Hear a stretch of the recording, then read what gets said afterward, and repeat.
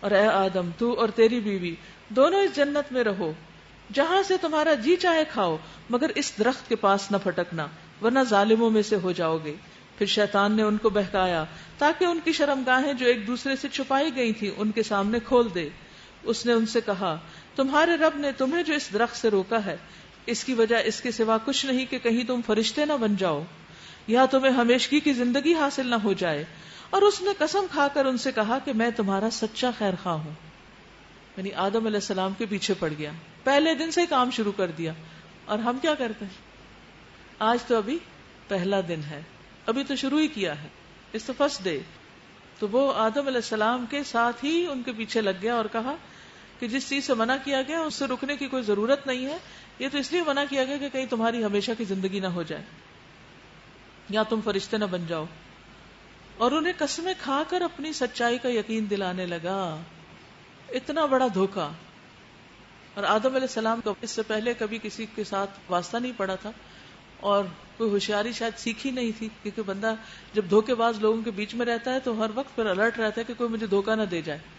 تو اب یہ ان کا پہلا انٹریکشن تھا جو شیطان کے ساتھ ہو رہا تھا، تو وہ اس کی باتوں میں آ گئے۔ اس طرح دھوکا دے کر وہ ان دونوں کو رفتہ رفتہ اپنے ڈھب پہ لے آیا۔ آخر کار جب انہوں نے اس درخت کا مزہ چکھا تو ان کے ستر ایک دوسرے کے سامنے کھل گئے، لباس اتر گئے۔ اور یہ شیطان کا بہت بڑا وار ہے کہ وہ انسان کو ننگا کرنا چاہتا ہے، لیکن اللہ نے فطرت میں حیا رکھی ہے۔ تو جو لوگ حقیقت میں دین والے ہوتے ہیں، فطرت پر ہوتے ہیں، وہ فوراً اپنے قابل شرم حصوں کو ڈھانپتے ہیں، وہ کسی کے سامنے نمایاں نہیں کرتے، اور وہ اپنے جسموں کو جنت کے پتوں سے ڈھانکنے لگے۔ تب ان کے رب نے انہیں پکارا، کیا میں نے تمہیں اس درخت سے روکا نہ تھا اور کہا نہ تھا کہ شیطان تمہارا کھلا دشمن ہے؟ دونوں بول اٹھے، اے رب ہم نے اپنے اوپر ستم کیا، اب اگر تو نے ہم سے درگزر نہ فرمایا اور رحم نہ کیا تو یقیناً ہم تباہ ہو جائیں گے۔ مل کے پڑھیے اس دعا کو۔ قالا ربنا ظلمنا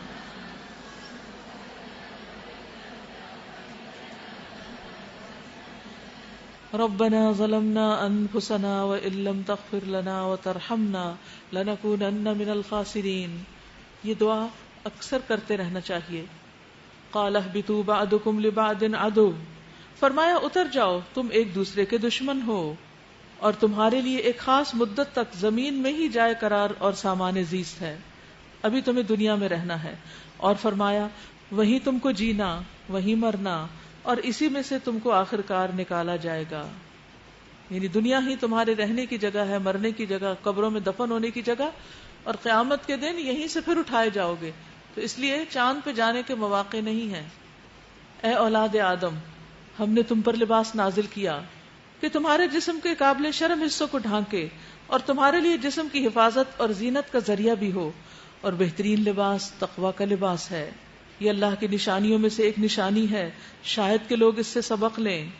تو لباس پہننے کا حکم اللہ تعالیٰ نے دیا ہے، اور لباس بنانے کی چیزیں بھی اللہ نے پیدا کی ہیں۔ لہٰذا ہمارا دین ہمیں یہ چاہتا ہے کہ ہم اپنے جسم کے قابل ستر حصوں کو چھپا کر رکھیں۔ تو جیسے شیطان نے کھانے کے ذریعے انسان کے اوپر حملہ کیا، ایسے ہی وہ لباس کے ذریعے بھی کرتا ہے۔ تو یہ دو ویک پوائنٹ ہیں انسان کے، کھانا، کپڑا۔ اگر ان میں انسان حلال، جائز اور صحیح طریقہ اختیار کر لیتا ہے تو اللہ تعالیٰ کا پسندیدہ ہو جاتا ہے۔ اور سب سے بہترین لباس تقوی کا ہے، اللہ کے ڈر کا، جو دل کے اندر ہوتا ہے۔ نبی صلی اللہ علیہ وسلم نے دل کی طرف اشارہ کر کے فرمایا التقوی ہا ہنا، یعنی صرف ظاہر میں ہی ریچولز کی پابندی کافی نہیں، بلکہ اس کے ساتھ ساتھ باطن، دل بھی صاف ہو، اندر کا معاملہ بھی درست ہو، اور انسان اللہ کے لیے تواضع اختیار کرے۔ پھر خبردار کیا کہ یہ اللہ کی نشانیوں میں سے ایک نشانی ہے، شاید کہ لوگ اس سے سبق لیں۔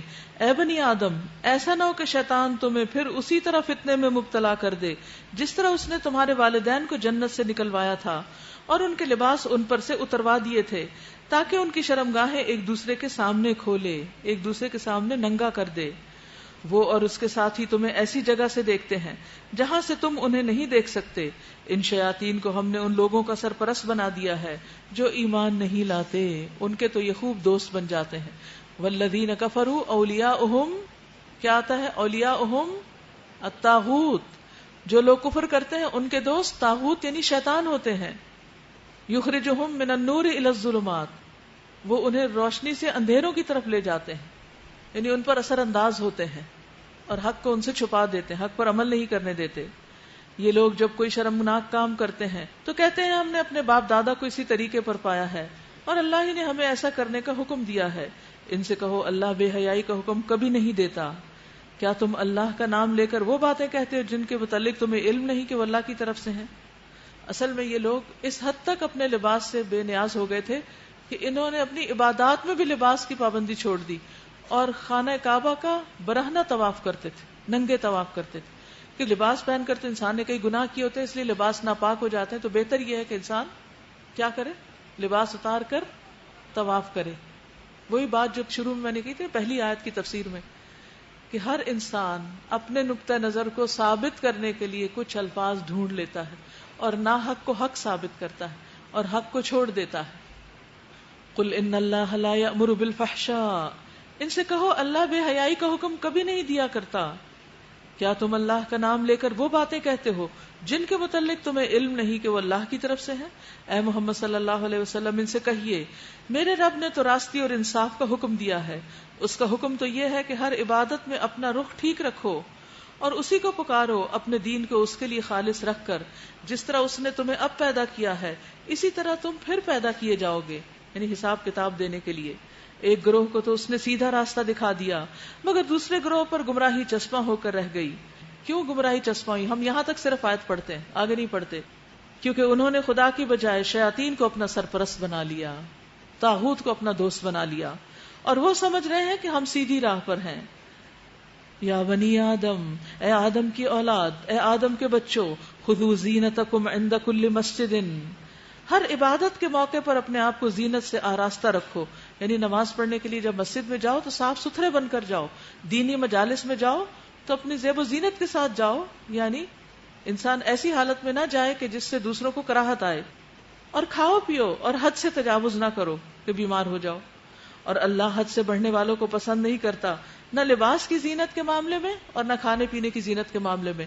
زینت کی رخصت ہے، زینت پسندیدہ ہے، اس کا حکم ہے، لیکن اس کے باوجود کیا چاہا گیا کہ انسان اعتدال میں رہے.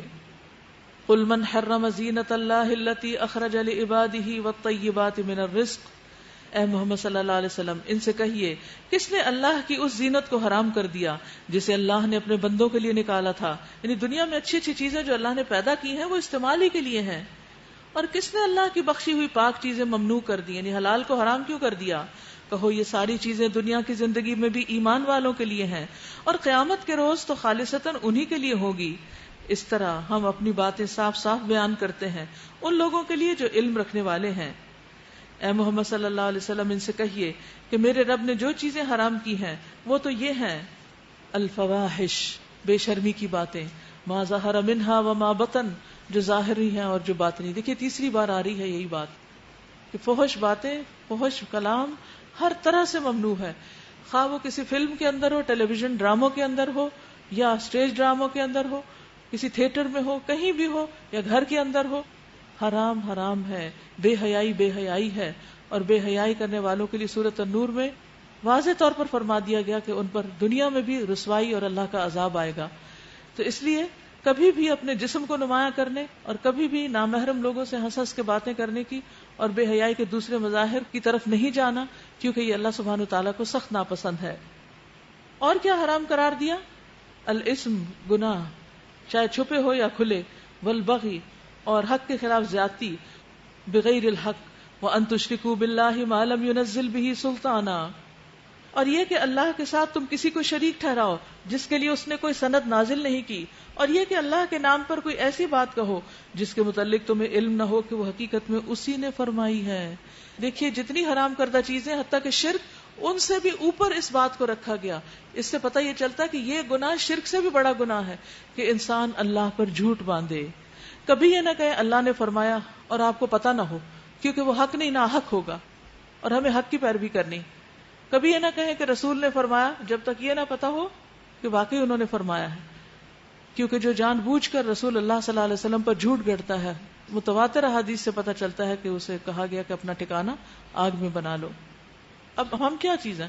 ہماری کوئی حیثیت نہیں، لیکن اگر کوئی انسان ہم پر بھی کوئی بات لگا کر پیش کرتا ہے یا ہمارے نام سے ہمارے ریفرنس سے بیان کرتا جو ہم نے کہی نہیں ہوتی تو کتنا غصہ آتا ہے. مثلا کوئی کسی کو جا کر کہے کہ وہ فلاں کہہ رہا ہے کہ مجھے ایک روٹی دے دو اور آپ نے کہا ہی نہ ہو, اور جب آپ کو پتا چلے یا وہ آپ سے پوچھے کہ آپ نے کیوں روٹی منگائی تو آپ کہ نہیں میں نے تو نہیں منگائی, کہ فلاں نے آپ کا نام لیا تھا. تو یہ کیا ہے؟ یہ جھوٹ بھی ہے, دھوکہ بھی ہے, اور انتہا درجے کی بد اخلاقی بھی ہے.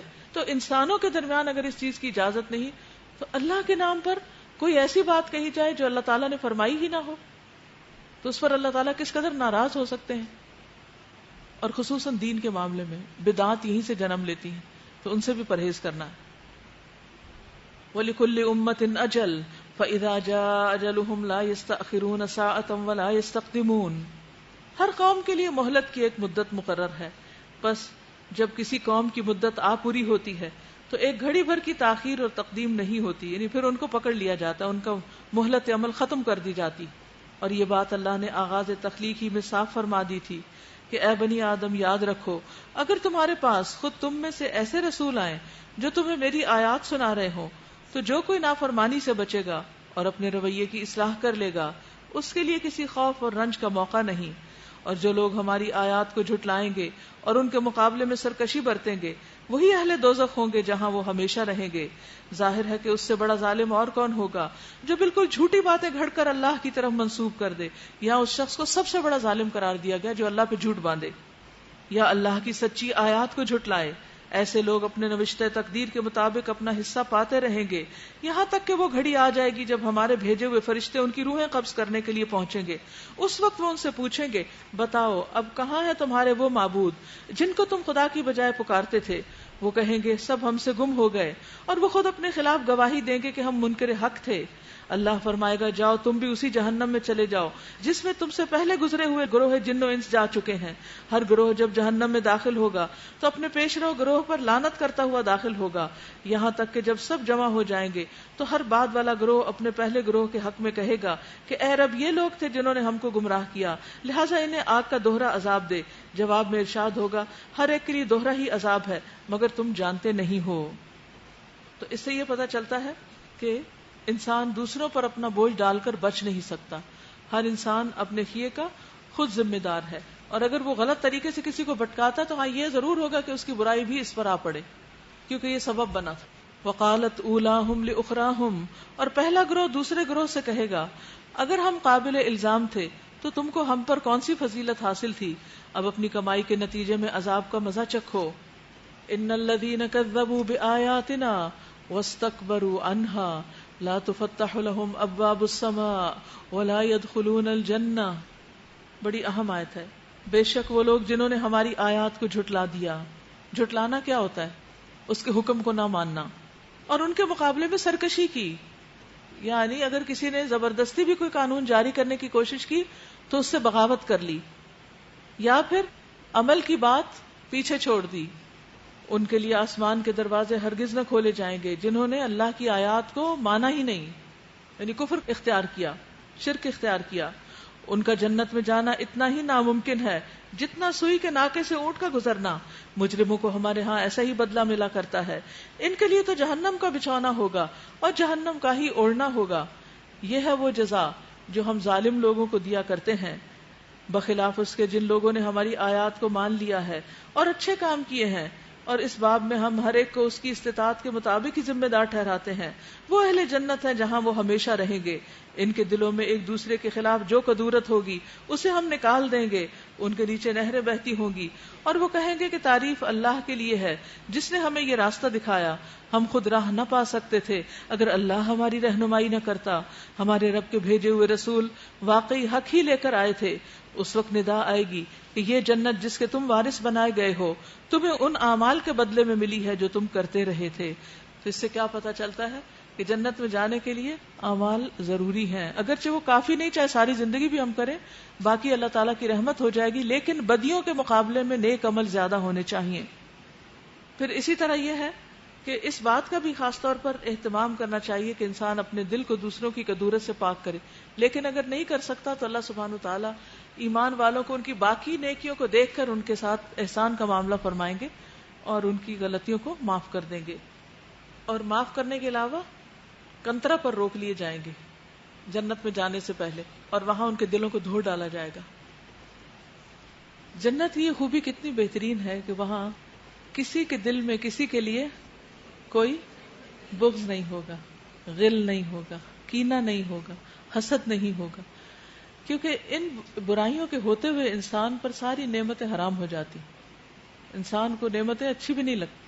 انسان بعض اوقات کھانا پینا بھول جاتا ہے، اس کی بھوک ختم ہو جاتی جب اسے پتا چلے کوئی اس سے حسد کر رہا ہے، یا پھر وہ کسی کے لیے حسد میں مبتلا ہو جائے یا کسی کے لیے دل میلا ہو. تو بہرحال جنت والے شکر ادا کریں گے کہ اللہ کا شکر ہے جس نے یہ راستہ دکھایا. اور ان کے شکریہ کا جواب کس طرح دیا جائے گا کہ یہ تو تمہاری اپنی کوششیں تھی کہ تم یہاں پہنچے. وَنَادَى أَصْحَابُ الْجَنَّةِ أَصْحَابَ النَّارِ أَن قَدْ وَجَدْنَا مَا وَعَدَنَا رَبُّنَا حَقًّا فَهَلْ وَجَدْتُم مَّا وَعَدَ رَبُّكُمْ حَقًّا قَالُوا نَعَمْ. پھر یہ جنت کے لوگ دوزخ والوں کو پکار کر کہیں گے ہم نے ان سارے وعدوں کو ٹھیک پا لیا جو ہمارے رب نے ہم سے کیے تھے. کیا تم نے بھی ان وعدوں کو ٹھیک پایا جو تمہارے رب نے کیے تھے، یعنی دوزخ میں جانے کے؟ وہ جواب دیں گے ہاں. تب ایک پکارنے والا ان کے درمیان پکارے گا کہ خدا کی لعنت ان ظالموں پر جو اللہ کے راستے سے لوگوں کو روکتے اور اسے ٹیڑھا کرنا چاہتے تھے اور آخرت کے منکر تھے. یہاں ایک خاص گناہ کی بات کی گئی ہے جس کی وجہ سے لوگ جنت میں جانے سے محروم ہو جائیں گے، اور وہ کیا ہے؟ حق قبول خود بھی نہ کرنا، اور پھر جو قبول کر لیں ان کو حق کے قبولیت سے روکنا، اور حق کو بدنما بنا کے دکھانا، اس میں مین میخ نکالنا، اور آخرت کا تو انکار ہی کر دینا. ایسے لوگوں کے لیے جنت حرام ہے. ان دونوں گروہوں کے درمیان ایک اوٹ حائل ہوگی جس کی بلندیوں پر کچھ اور لوگ ہوں گے. قنطرہ کے بارے میں کہا جاتا ہے کہ یا تو یہ قنطرہ ہی آراف ہے یا پھر اس کے قریب ایک اور پل ہوگا، اور یہ آراف کی بات کی گئی جس کا ذکر یہیں پر صرف قرآن مجید میں آتا ہے. جنت والے جنت میں، جہنم والے جہنم میں، اور بیچ میں کچھ لوگ ابھی روک کر رکھے گئے ہیں، ان کا فیصلہ ابھی پینڈنگ ہے. وہ بعد میں جنت میں جائیں گے یا جہاں اللہ چاہے گا لے جائے گا. یہ کون لوگ ہوں گے؟ آراف والے جن کے نیک اور بد اعمال سب برابر ہوں گے، ایکول ہوں گے. کیونکہ جب اعمال نامہ تولا جائے گا تو اس وقت چھوٹی سے چھوٹی چیز کا بھی وزن ہوگا. حدیث میں آتا ہے کہ جو کا جو انڈا ہے اس کے وزن کے برابر بھی وہ فرق پڑ جائے گا، اونچ نیچ ہو جائے گی، ہر چیز تول لی جائے گی. تو وہاں پر جو لوگ ہوں گے وہ ہر ایک کو اس کے قیافے سے پہچان لیں گے. جنت کی طرف کبھی دیکھیں گے تو جنت والوں کو پہچان لیں گے، جہنم کی طرف دیکھیں گے تو جہنم والوں کو پہچان لیں گے. اور جنت والوں سے پکار کر کہیں گے کہ سلامتی ہو تم پر، یہ لوگ جنت میں داخل تو نہیں ہوئے مگر اس کے امیدوار ہوں گے. اس سے پتہ چلتا ہے کہ اللہ تعالیٰ کا عدل کتنا بے لاگ ہے کہ اگر کسی کے عمل برابر ہیں، اچھے نہیں، تو بھی اس کو انتظار کرنا ہے.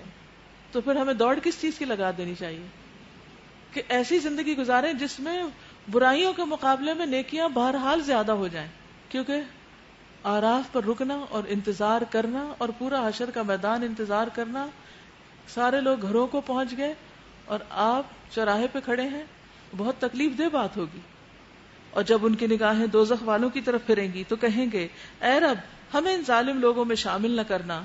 پھر یہ آراف کے لوگ دوزخ کی چند بڑی بڑی شخصیتوں کو ان کی علامتوں سے پہچان کر پکار لیں گے کہ دیکھ لیا تم نے، آج نہ تمہارے جتھے تمہارے کسی کام آئے اور نہ وہ ساز و سامان جن کو تم بڑی چیز سمجھتے تھے. اور کیا یہ اہل جنت وہی لوگ نہیں جن کے متعلق تم قسمیں کھا کھا کے کہتے تھے کہ ان کو تو اللہ اپنی رحمت میں سے کچھ بھی نہ دے گا؟ یعنی وہ دنیا میں غریب فقیر تھے اور محروم لوگ تھے اور پابندیوں میں وقت گزار رہے تھے، تو لوگ سمجھتے تھے ان کا تو کوئی پرسان حال نہ ہوگا آخرت میں. یہ غلط فہمی عام طور پہ پائی جاتی ہے کہ لوگ سمجھتے ہیں کہ جس کا دنیا میں حال اچھا ہوگا وہی آخرت میں بھی اچھا ہوگا. کیونکہ جس کا دنیا میں حال اچھا ہے اس کا مطلب یہ ہے کہ اللہ تعالیٰ کا وہ پسندیدہ ہے، محبوب ہے. حالانکہ قیامت کے دن اس کے برعکس بھی ہو سکتا ہے. اللہ تعالیٰ کسی کی شکل و صورت، کسی کا مال و دولت اور کسی کا دنیاوی سٹیٹس نہیں دیکھے گا، وہ انسان کے اعمال کو دیکھے گا کہ عمل کیا کر کے آئے ہیں. اور کیا یہ اہل جنت وہی لوگ نہیں جن کے متعلق تم قسمیں کھا کھا کر کہتے تھے کہ ان کو تو خدا اپنی رحمت میں سے کچھ حصہ نہ دے گا؟ آج انہی سے کہا گیا کہ داخل ہو جاؤ جنت میں، تمہارے لیے نہ خوف ہے نہ رنج.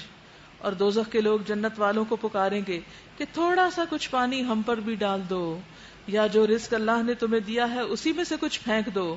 وہ جواب دیں گے اللہ نے یہ دونوں چیزیں ان منکرین حق پر حرام کر دی ہیں جنہوں نے اپنے دین کو کھیل تماشا بنا لیا تھا. یہ سزا ہے ان لوگوں کی جنہوں نے دین کو اپنے کھیل تماشا بنا لیا تھا. اور جنہیں دنیا کی زندگی نے فریب میں مبتلا کر رکھا تھا، اللہ فرماتا ہے آج ہم بھی انہیں اسی طرح بھلا دیں گے جس طرح وہ اس دن کی ملاقات کو بھولے رہے اور ہماری آیات کا انکار کرتے رہے۔ تو اس سے یہ پتہ چلتا ہے کہ دین ایک سنجیدہ معاملہ ہے۔ کیا پتہ چلتا ہے؟ کہ دین ایک سنجیدہ معاملہ ہے، اور اس میں کسی دھوکے میں نہیں رہنا چاہیے انسان کو۔ اچھا وہ بھی تو نہیں کرتا، کیا پتا وہ نہ کر کے بھی جنت میں چلا جائے تو میں بھی نہ کروں، اور اس طرح کی تعویلیں دے دے کہ انسان اپنے آپ کو حق سے دور کر لے اور حق کی پیروی نہ کرے۔ تو آپ دیکھیے کہ نبی صلی اللہ علیہ وسلم کی تعلیمات کیا ہیں، انہوں نے کیا وضاحت فرمائی۔ نبی صلی اللہ علیہ وسلم نے فرمایا اپنے اور جہنم کے درمیان پردہ لٹکائے رکھو، اپنے اور جہنم کے درمیان اوٹ رکھو، اگرچہ وہ کھجور کے ایک ٹکڑے کا صدقہ کرنے کی صورت میں ہی کیوں نہ ہو۔ رسول اللہ صلی اللہ علیہ وسلم نے فرمایا تم میں سے ہر ایک سے عنقریب اللہ تعالیٰ اس طرح بات کرے گا کہ اس کے اور اللہ تعالیٰ کے درمیان کوئی ترجمان نہ ہوگا۔ وہ اپنے دائیں جانب دیکھے گا تو اسے وہی کچھ نظر آئے گا جو اس نے آگے بھیجا، اور اپنی بائیں جانب دیکھے گا تو وہی کچھ دکھائی دے گا جو اس نے آگے بھیجا، پھر اپنے آگے دیکھے گا تو اپنے منہ کے سامنے آگ دکھائی دے گی اس کو۔ اس لیے آگ سے بچو، خواہ آدھی کھجور دے کر ہی کیوں نہ بچو، چاہے پاکیزہ بول ہی کے ذریعے، یعنی کوئی شخص پریشان ہے، بیمار ہے، تو اس کے ساتھ اچھی سی بات کر کے ہی کیوں نہ جہنم سے بچو۔ تو وہاں چھوٹے چھوٹے عمل بھی تولے جائیں گے، اور ان کی بنا پر بھی انسان کا فیصلہ ہو سکتا ہے کہ وہ جنت کی طرف جا رہا ہے یا جہنم کی طرف۔ ہم ان لوگوں کے پاس ایک ایسی کتاب لے آئے ہیں جس کو ہم نے علم کی بنا پر مفصل بنایا ہے، اور جو ایمان لانے والوں کے لیے ہدایت اور رحمت ہے۔ اب کیا یہ لوگ اس کے سوا کسی اور بات کے منتظر ہیں کہ وہ انجام سامنے آ جائے جس کی یہ کتاب خبر دے رہی ہے؟ جس روز وہ انجام سامنے آ گیا تو وہی لوگ جنہوں نے پہلے اسے نظر انداز کر دیا تھا وہ کہیں گے کہ واقعی ہمارے رب کے رسول حق لے کر آئے تھے، پھر کیا اب ہمیں کچھ سفارشی ملیں گے جو ہمارے حق میں سفارش کریں، یا ہمیں دوبارہ واپس ہی بھیج دیا جائے تاکہ جو کچھ ہم پہلے کرتے تھے اس کی بجائے اب دوسرے طریقے پر کام کر کے آئیں، یعنی واپس جانا چاہیں گے۔ انہوں نے اپنے آپ کو خسارے میں ڈال دیا، اور وہ سارے جھوٹ جو انہوں نے گھڑ رکھے تھے آج ان سے گم ہو گئے۔ ان ربکم اللہ الذی خلق السماوات والارض فی 6 ایام، در حقیقت تمہارا رب اللہ ہی ہے، اللہ جس نے آسمانوں اور زمین کو 6 دنوں میں پیدا کیا۔ ثم استوى علی العرش، پھر عرش کی طرف متوجہ ہوا، یعنی عرش پر قائم ہوا، عرش پر مستوی ہوا۔ اللہ سبحانہ وتعالی نے عرش کو اپنے ہاتھ سے بنایا۔ عبداللہ بن عمر کہتے ہیں کہ اللہ تعالیٰ نے 4 چیزیں اپنے ہاتھ سے بنائی: عرش، قلم، آدم اور جنت عدن۔ پھر پانی کی تمام مخلوق سے کہا کہ ہو جاؤ تو وہ سب پیدا ہو گئی۔ عرش کتنا بڑا ہے اللہ کے سوا کوئی نہیں جانتا۔ ایک روایت میں آتا ہے کہ کرسی پاؤں کی جگہ ہے، کرسی اللہ تعالیٰ کا فٹ سٹول ہے، اور عرش کی اصل مقدار اور قدر کو اللہ کے سوا کوئی بھی نہیں جانتا، کسی کو اس نے کوئی علم دیا ہی نہیں اس بارے میں۔ یغشی اللیل النہار یطلبہ حثیثا، جو رات کو دن پر ڈھانک دیتا ہے اور پھر دن رات کے پیچھے دوڑا چلا آتا ہے، جس نے سورج اور چاند اور تارے پیدا کیے، سب اس کے فرمان کے تابع ہیں۔ خبردار رہو اسی کی خلق ہے اور اسی کا حکم ہے، بڑا بابرکت ہے اللہ سارے جہانوں کا مالک اور پروردگار۔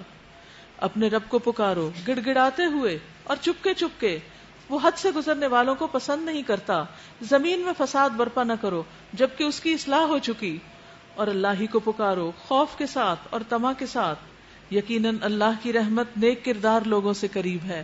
یعنی دعا مانگتے وقت انسان کو صرف دعا ہی نہیں مانگنی چاہیے، کوئی نیکی بھی کرنی چاہیے، چاہے تسبیحات پڑھیں، چاہے کوئی صدقہ کریں، چاہے کوئی اور اچھا کام کریں، نماز پڑھیں، تو اس وقت اللہ سبحانہ وتعالیٰ آپ سے خوش ہوتے ہیں کیونکہ آپ محسنین میں شامل ہوتے ہیں۔ تو جو محسن ہو وہ احسان کر کے نیکی کا کام کر کے پھر اللہ سے دعا کرے تو دعا جلد قبول ہوگی، کیونکہ فرمایا ان رحمت اللہ قریب من المحسنین، اور وہ اللہ ہی ہے جو ہواؤں کو اپنی رحمت کے آگے آگے خوشخبری لیے ہوئے بھیجتا ہے۔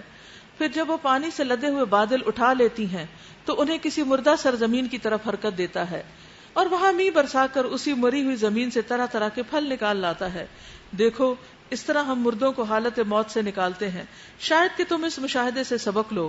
جو زمین اچھی ہوتی ہے وہ اپنے رب کے حکم سے خوب پھل پھول لاتی ہے، اور جو زمین خراب ہوتی ہے اس سے ناقص پیداوار کے سوا کچھ نہیں نکلتا۔ اس طرح ہم نشانیوں کو بار بار پیش کرتے ہیں ان لوگوں کے لیے جو شکر گزار ہونے والے ہیں۔ لقد ارسلنا نوحا الى قومه فقال یا قوم اعبدوا اللہ ما لکم من الہ غیرہ. ہم نے نوح علیہ السلام کو اس کی قوم کی طرف بھیجا. اس نے کہا اے برادران قوم، اللہ کی بندگی کرو، اس کے سوا تمہارا کوئی الہ نہیں. میں تمہارے حق میں ایک ہولناک دن کے عذاب سے ڈرتا ہوں. اس کی قوم کے سرداروں نے جواب دیا، ہم کو تو یہ نظر آتا ہے کہ تم صریح گمراہی میں مبتلا ہو. یعنی قوم نے ماننے کی بجائے انہی کو گمراہ قرار دے دیا. نوح علیہ السلام نے کہا اے برادران قوم، میں کسی گمراہی میں پڑا ہوا نہیں ہوں، بلکہ میں رب العالمین کا رسول ہوں. تمہیں اپنے رب کے پیغامات پہنچاتا ہوں، تمہارا خیر خواہ ہوں، اور مجھے اللہ کی طرف سے وہ کچھ معلوم ہے جو تمہیں معلوم نہیں.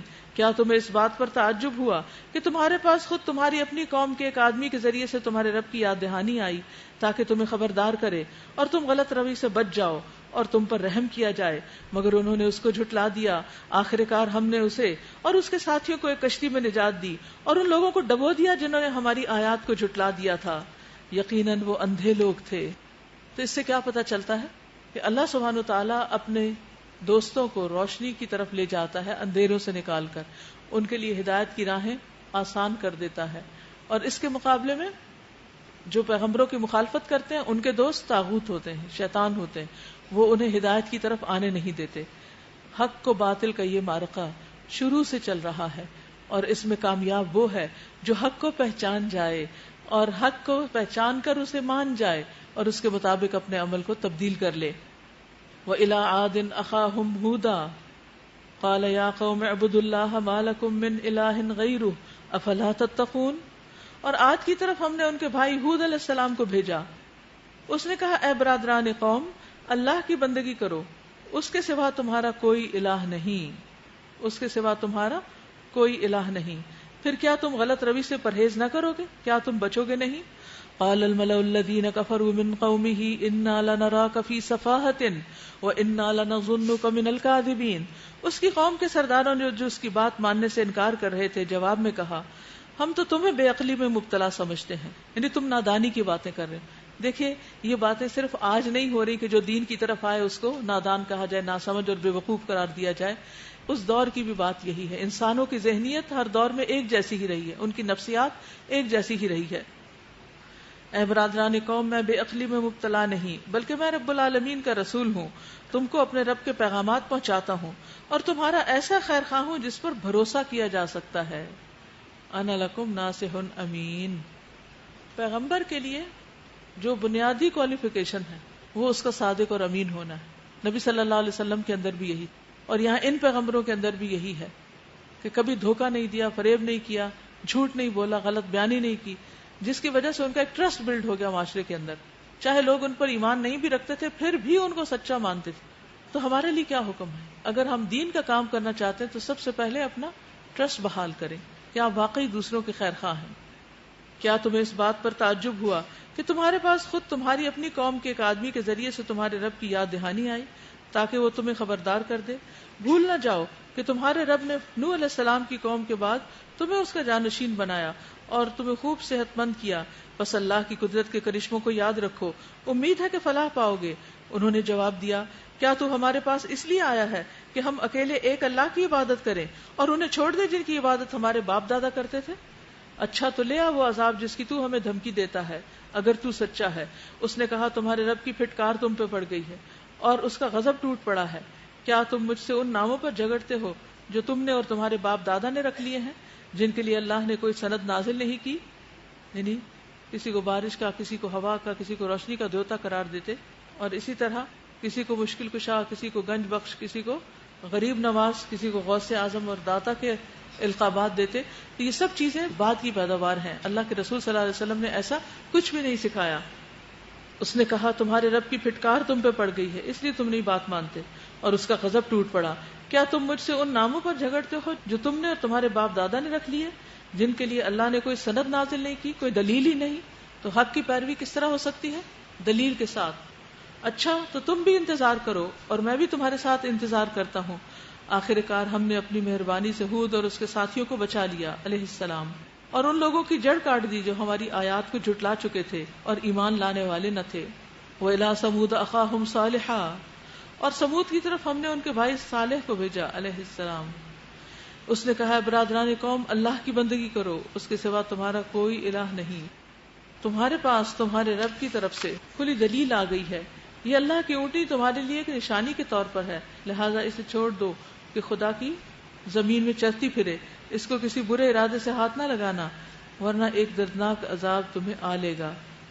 یاد کرو وہ وقت جب اللہ نے قوم عاد کے بعد تمہیں اس کا جانشین بنایا، یعنی نعمتوں کی یاد دہانی کرائی جا رہی ہے، اور تم کو زمین میں یہ منزلت بخشی کہ آج تم اس کے ہموار میدانوں میں عالیشان محل بناتے ہو اور اس کے پہاڑوں کو مکانات کی شکل میں تراشتے ہو، بس اس کی قدرت کے کرشموں سے غافل نہ ہو جاؤ اور زمین میں فساد برپا نہ کرو۔ دیکھیے کہ ایک کے بعد ایک قوم کو کیا ہدایت کی گئی اور کیا سبق سکھایا گیا۔ خاص طور پر اس میں جو سبق سکھایا جا رہا ہے وہ عاجزی کا ہے کہ تم تکبر نہ کرو، اور حق کے مقابلے میں انسان جو رویہ اختیار کرتا ہے مخالفانہ، وہ بھی اسی ضمن میں تعلق رکھتا ہے۔ اس کی قوم کے سرداروں نے جو بڑے بنے ہوئے تھے کمزور طبقے کے ان لوگوں سے جو ایمان لے آئے تھے کہا کیا تم واقعی یہ جانتے ہو کہ صالح اپنے رب کا پیغمبر ہے؟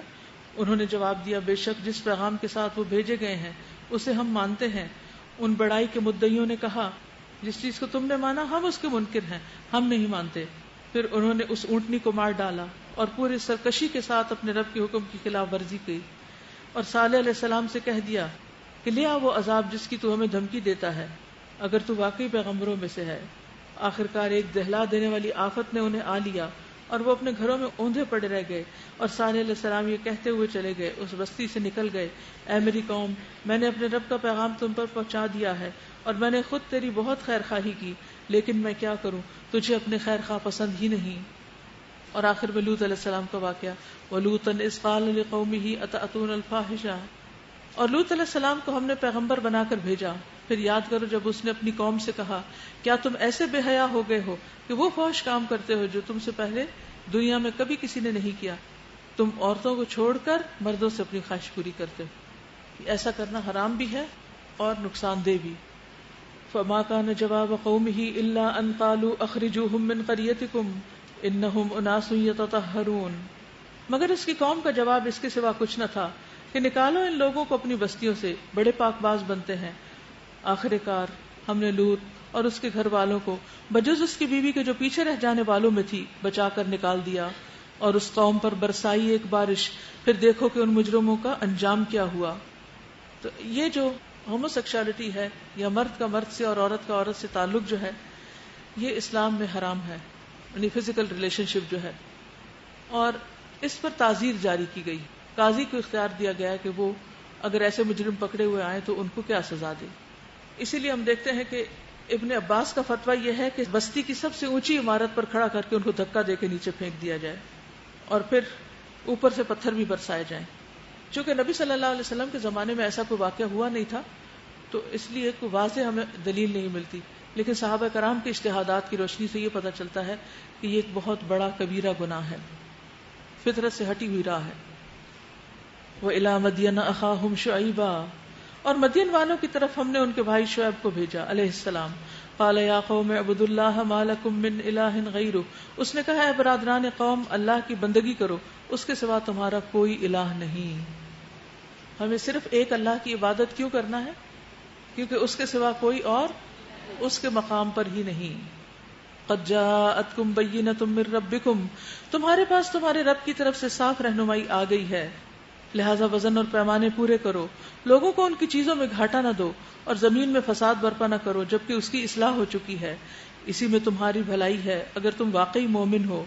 اور زندگی کے ہر راستے پر راہزن بن کر نہ بیٹھ جاؤ، لوگوں کو خوف زدہ کرنے اور ایمان لانے والوں کو خدا کے راستے سے روکنے لگو اور سیدھی راہ کو ٹیڑھا کرنے کے درپے ہو جاؤ۔ یاد کرو وہ زمانہ کہ جب تم تھوڑے تھے پھر اللہ نے تمہیں بہت کر دیا، اور آنکھیں کھول کر دیکھو کہ دنیا میں مفسدوں کا انجام کیا ہوا۔ اگر تم میں سے ایک گروہ اس تعلیم پر جس کے ساتھ میں بھیجا گیا ہوں ایمان لاتا ہے اور دوسرا ایمان نہیں لاتا تو صبر کے ساتھ دیکھتے رہو یہاں تک کہ اللہ ہمارے درمیان فیصلہ کر دے، اور وہی سب سے بہتر فیصلہ کرنے والا ہے۔ وآخر دعوانا ان الحمد للہ رب العالمین۔ سبحانک اللہم وبحمدک، اشہد ان لا الہ الا انت، استغفرک واتوب الیک۔ السلام علیکم ورحمۃ اللہ وبرکاتہ۔